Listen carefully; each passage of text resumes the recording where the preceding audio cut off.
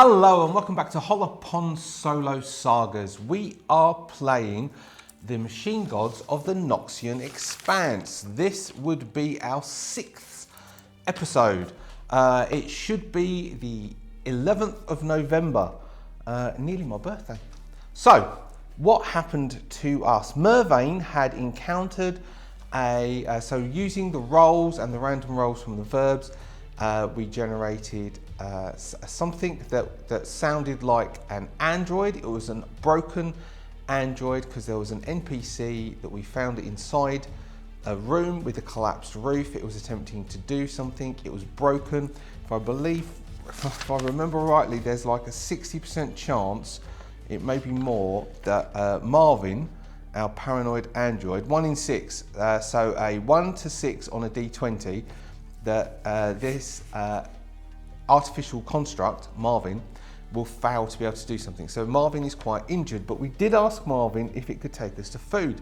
Now, you need to remember that Mervain, who we, in a members only video, I did the compelling character card for Mervain, which mainly was around greed, some backstory about how Mervain's tongue was cut out, and some of the drives that Mervain has. So Mervain communicated with Marvin to say that, I've only called it Marvin because of Marvin the paranoid android, and what we said that in my mind's eye, what I imagined this android looked like, to take us to food.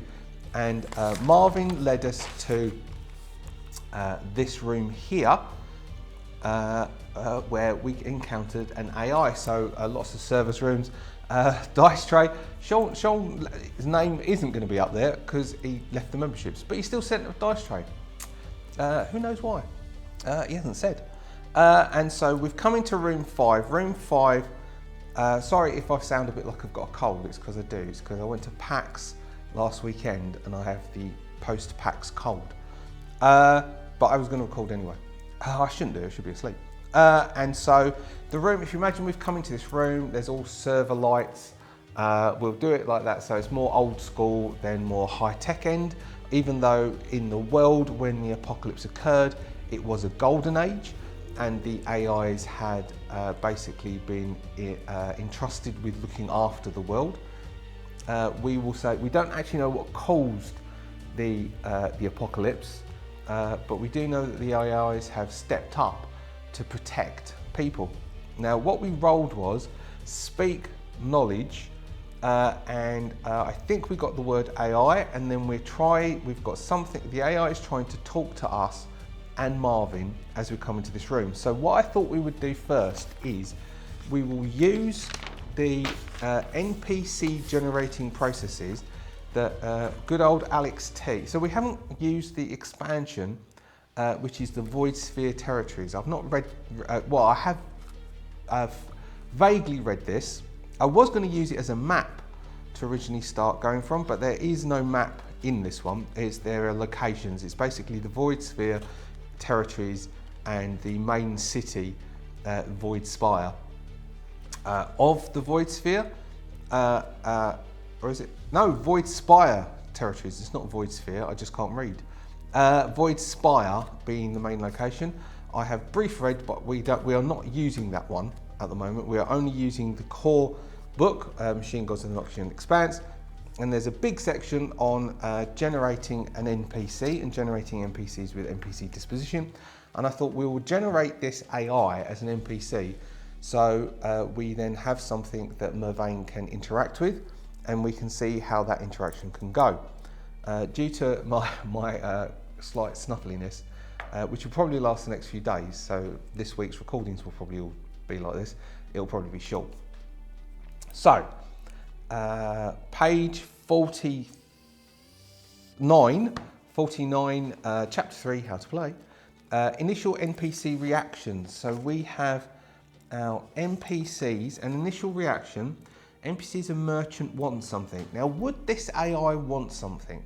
It's been in here a long time by itself, hasn't really, as far as we know, been able to communicate with anything, but it could be an offshoot of another AI from within the area, or a sub-process that's been spawned off or maybe that it is a process of the main AI that it's missing and it really wants it back. So maybe the main city AI of this area, so not the Luminosus Vow, because due to when we did the background for the compelling character card, Mervain as a reclaimer, as a knight of that order, has gone rogue and left because of the way they treated Mervain, removing Mervain's tongue. So we could say, I mean, I don't think it's avoiding people or hiding something. It's not a loner because it doesn't really want to be on its own. I think it would want people, so it would want something. So we get a +2 to a D10 roll to find its initial reaction. And it's very helpful. So this AI is very helpful. Because 10 is helpful, that then takes it to an 11 with a +2. So it's a very helpful. We will give it, let's give it an emotional state and a reaction detail. So what do we have? So helpful, so a reaction check. How do we do a reaction check? Unless that was the reaction check. Detail, well, let's roll D12. We've got 2 D12s for emotional state. And detail, so we'll go detail is red, emotional state is blue. We have 5 and 1, so it's happy, which is the 1, and the 5. Angered, I don't think works. Grateful, which is below it. So it's grateful to find a person, because remember the AIs, even the ones who have basically taken over, run the machine gods, they are, in all intents and purposes, doing it to protect humanity and help humanity survive. We could go for the gender and age, because it might manifest as a hologram, as a lot of them do. So we can see how it would manifest. So we've got black would be gender, red would be age. 4 says that it would have a male appearance, and 2 is it's young. NPC motivation 100. Let's see what this thinks the motivation should be. 100. None. There, it has no motivation. It is just happy and grateful to find someone. It has no ulterior motivation. So we don't have to play this NPC that is trying to get a certain thing to happen. It has nothing in particular it's going for. We'll do 2 for descriptor. So what we've got 56 and 97. 56 and 97. 56 gives us fast, so it's a bit fast and erratic whilst it's talking to us. And 97, nervous. They go together really well. Fast and nervous is very good. So it's going to speak quite fast, quite nervously. It is a young male appearance.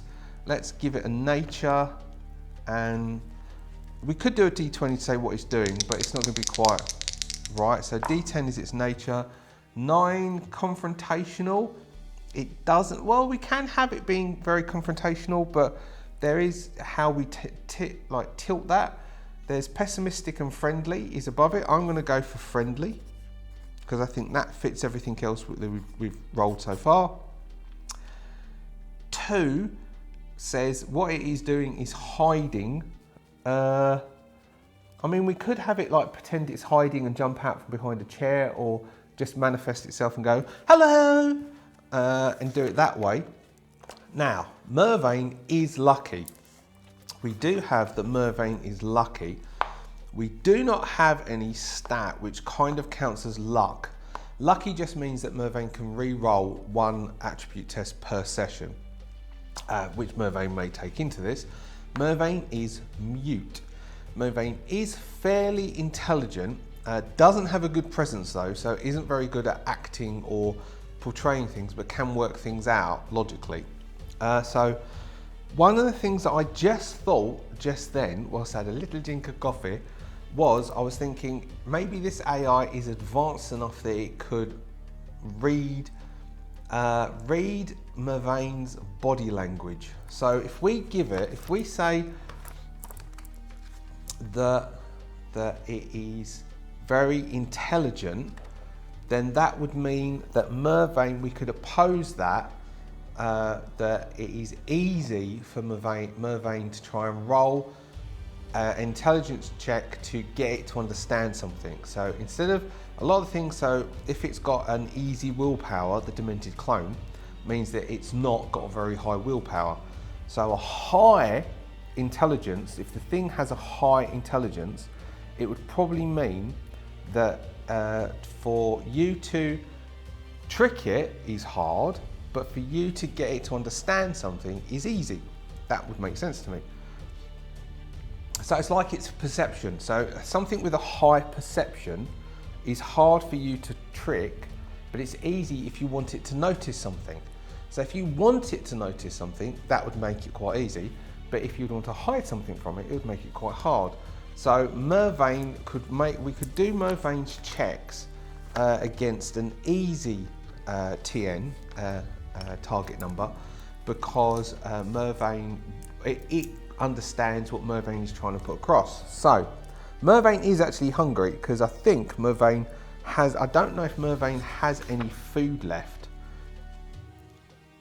We have one ration left, and Mervain is still trying to find stuff in this place. Now behind this door, behind this room, this server room, there are two doors that we could say opens up into something, and we could give Mervain the chance that in this session, because we have got a UD of 4 after rolling that, entering this room, our usage dice are 4, so all we need to do is roll a 50% chance. There's a 50% chance that whatever room we find next is the last room, and then we have to leave the compound, because all other doors are either locked or blocked, or we can't pass through, because that is the mechanic that we're putting onto this establishment, this ruin. And we have another one that we can go and explore.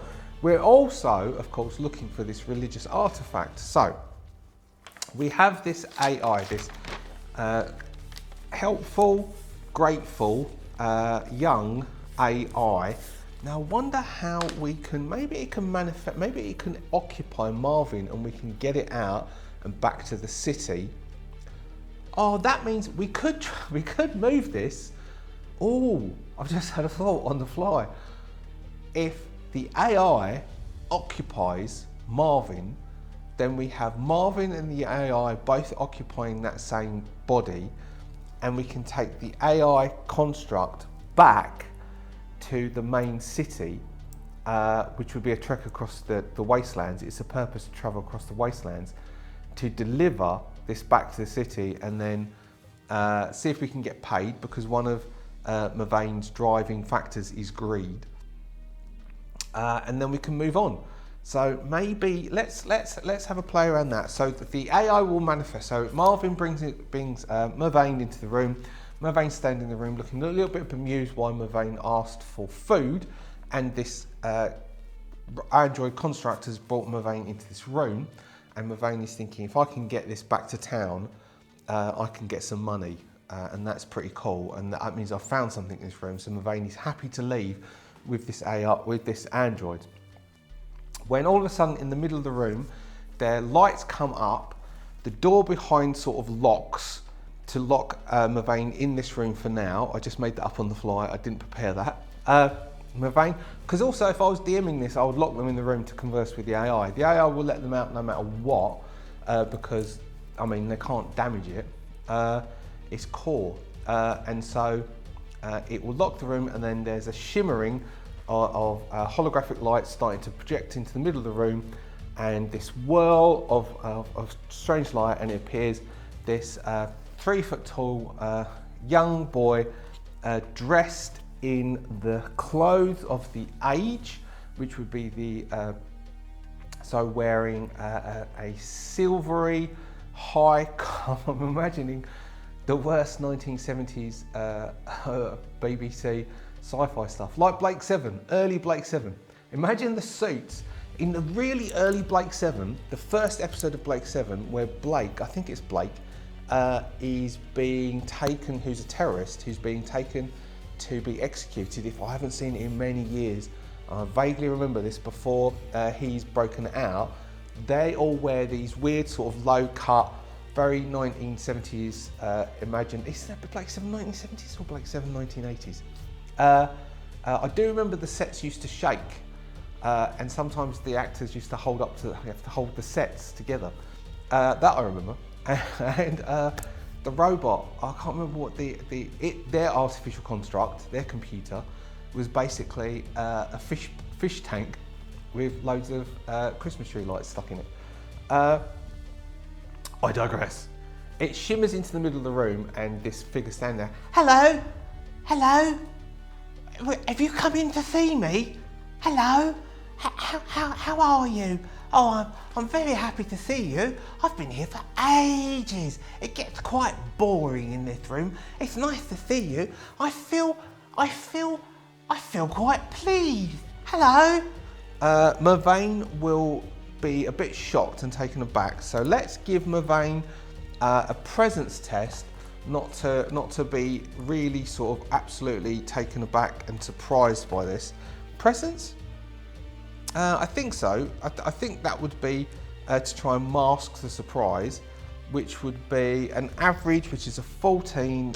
Mervain has a 9, which is a +0. 12, so just misses. So Mervain takes a step back and looks a bit, maybe puts hand to sword. No, don't worry. Don't worry, I'm not here to hurt you. I'm just quite pleased to see you. How are you? What's going on out there? I haven't seen anyone for a very long time. All my external sensors are down, and I am not 100% sure what's going on outside. My internal clock has lost time. Either that, or it's been quite a long time I've been in here. Is that one of the maintenance droids? Hello.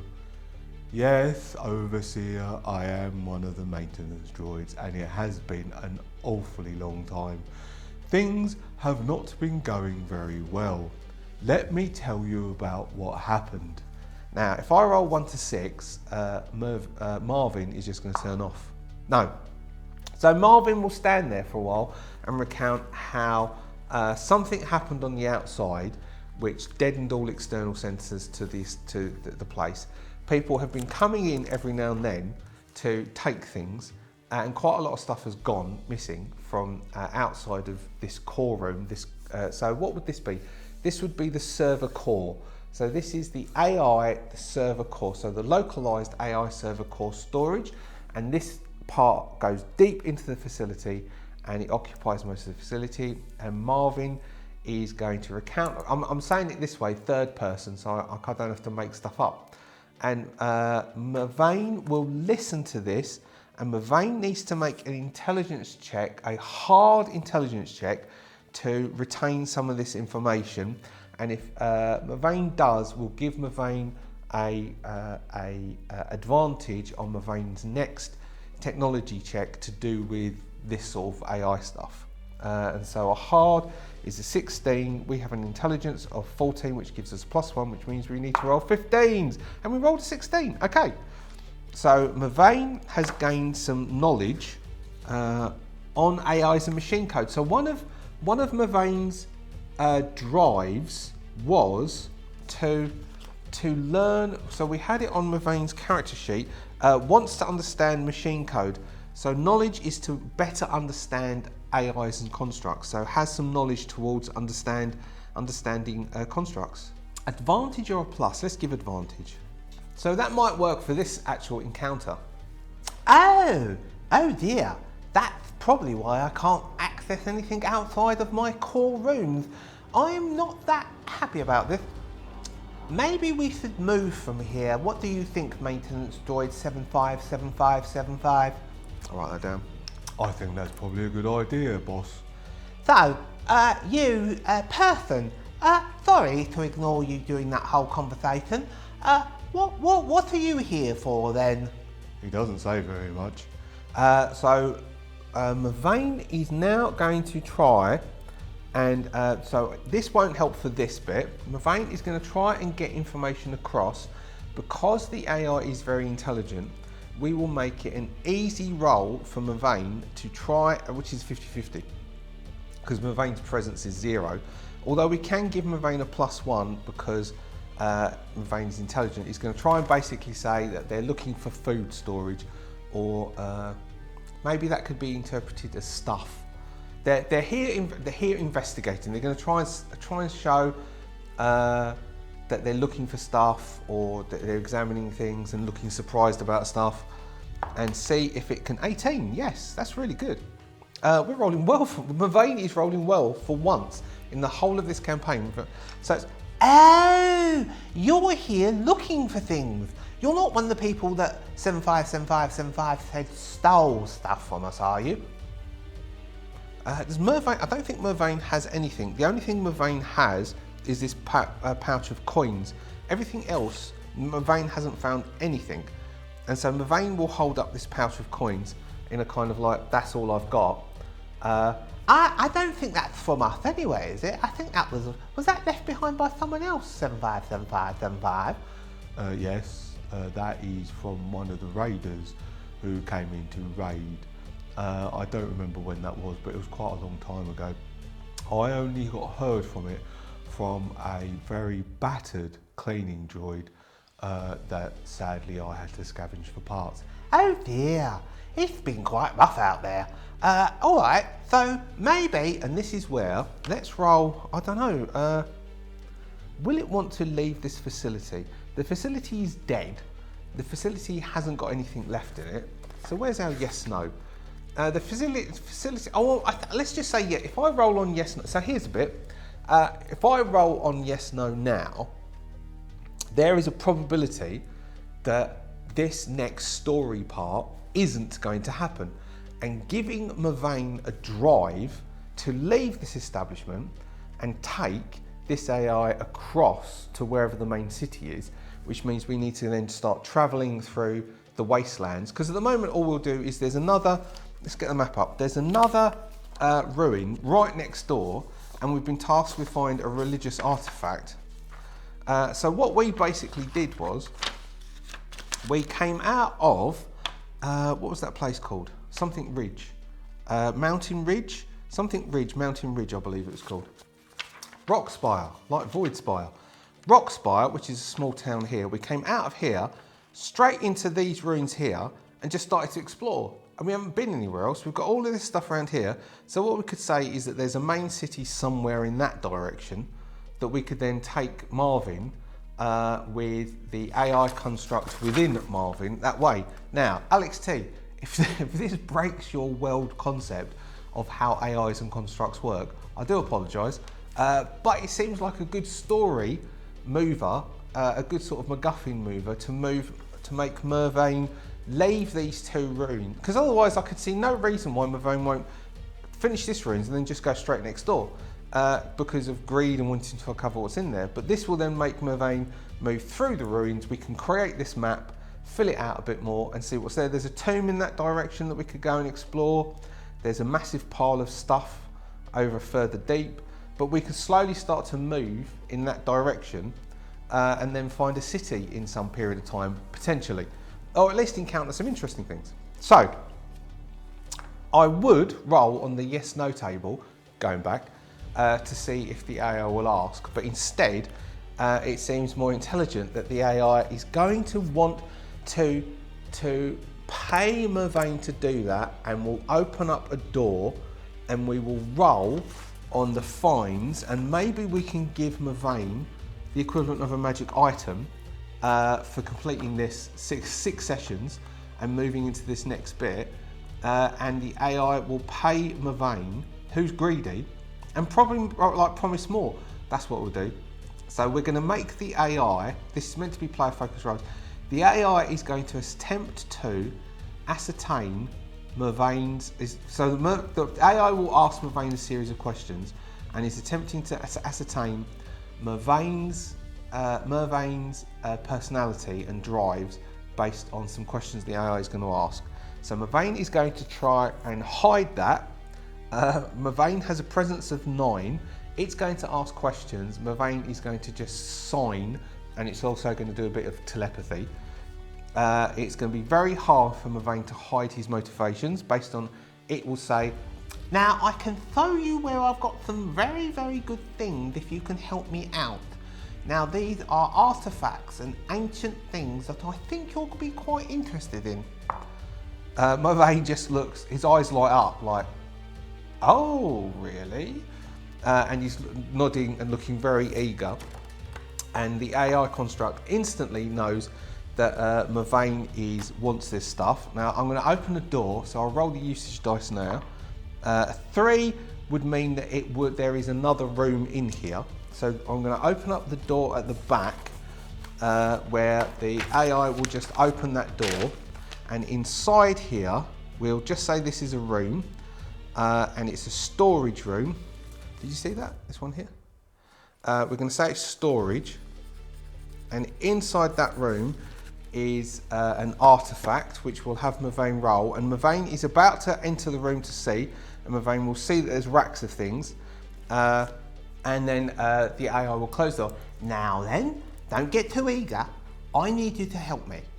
Now, based on what 757575 has just said, there are some greater AI constructs possibly out there in the world, and I want you to take me to one so I can recombine with it. There is definitely something that I am supposed to be a part of, a bigger network of things, and I need to get close enough so as I can then recombine with it, and at that point I can get you more things, because I'm sure anything as grand as us can definitely get you what you want. Now, are you willing to carry me where I need to go? Mavane will say yes, because it drives our story forwards. Marvin will go, how is he going to carry you? Inside you, 7575. Oh, I should have figured that one out myself, really, shouldn't I? Yes, 7575, I'm very disappointed in you, but don't worry, because I will be inside helping you out on day-to-day decisions. And the door will reopen, and Mavane can go in and grab an artifact, and then we can see, because there's a table for which we haven't had to roll on yet because we haven't found anything, which is spoils. So oh no, we did, didn't we? We rolled the one thing, which was the money, because we can get money, random weapon, random armor, piece of equipment, relic, or artifact. I'm gonna give Mavane, because he took a battering. He's on how many hit points? 10 hit points. He survived, mind you, because I was kind. We have a random relic, we have a relic, or we have an artifact. So we will say relic is 1617, an artifact is 1920. So they've got equal odds on the D20. So we will go. I don't know which is better. Oh, let's just go 50-50. 1 to 3 relic, 4, 5, 6 artifact. 4, 5, 6 an artifact. There's a D20. Table of artifacts, we have a 9. A 9 is an earring of knowledge. That is something that Mavane would very much like. Earring of knowledge. Earring shaped in the form of a dagger, infuse the wearer with knowledge about different weapons and armor. Grants proficiency with a weapon or armor of your choice. Once chosen, it cannot be changed. How about something instead that will help us as a solo player, which is, there is a needle of resuscitation or a ring of cleansing. The needle of resuscitation is used when a character is dropped to 0 health within the last 5 minutes. It immediately brings them back to life, but with all their attributes reduced by 1 permanently. So it basically will be a one-shot thing that the next time Mavane dies, we will bring Mavane back to life, but all of Mavane's stats drops and the needle breaks.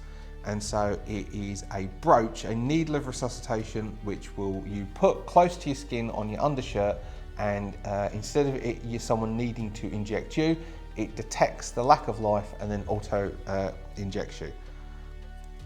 Which would then say, so I'll call it, so the AI will say, how about I present you with this? And a light lights up and a tray slides out, and there is this brooch as described, which is the needle of resuscitation. Now what that is, it's a needle of resuscitation. You need to place it on your undershirt underneath your armour. It's very old armour you're wearing. It's not like the new stuff we have.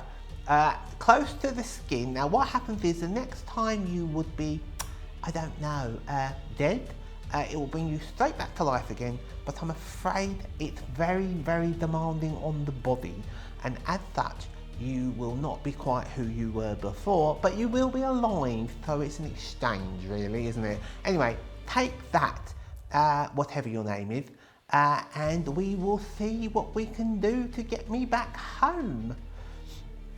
So we'll get the needle of resuscitation, mark the AI who we will give a name to. Let's the same way as we rolled Mervain's name, let's roll a name for this AI. Oh no, let's name it after Simone. How about Temeta? Temeta is the name of the AI, which is the name of the person who did the cover and the interior art of Machine Gods, Temeta. And that'll be it. We will leave Mervain packing up stuff, and I think we will leave this ruins, and next session we will come out of this ruins and have Mervain begin the journey to take Temeta back to a city. Thank you so much for watching. If you are a subscriber, thank you for being a subscriber. If you are not a subscriber, do consider subscribing. Thank you so much to what's left of the Adventurers Guild. Obviously, the current situation globally is impacting people's finances as our Adventurers Guild has reduced in numbers, as you will see by the names going past. But thank you to all of you who have stayed. I very much appreciate your support. It does help this channel keep going. If you would like to hit the thumbs up or join the Adventurers Guild and help this channel keep perpetuating, as this is what I do now. I am a content creator since being made redundant in April. That would be absolutely awesome sauce. There are many other ways that you can also support. You can support by buying a book. If you join the Patreon, it supports the production in a very, very minor way of producing the trifolds and various other things. Really supporting the videos is the YouTube membership. And that's about it really. Thank you so much. We will meet again next week. See ya.